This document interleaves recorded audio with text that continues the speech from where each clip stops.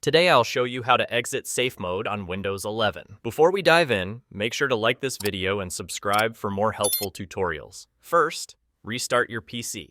Click the Start menu, select Power, then choose Restart.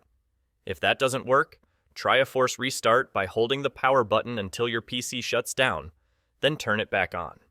If you're still stuck in safe mode, press Win+ER, type msconfig, and hit Enter.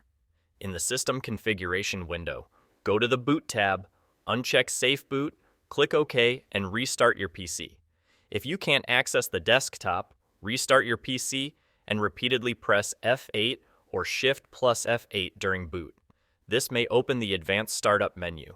From there, go to Troubleshoot, Advanced Options, Startup Settings, then click Restart.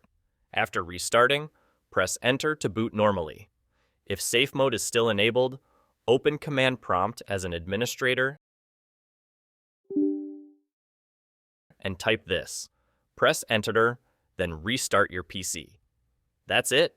Your system should now boot normally.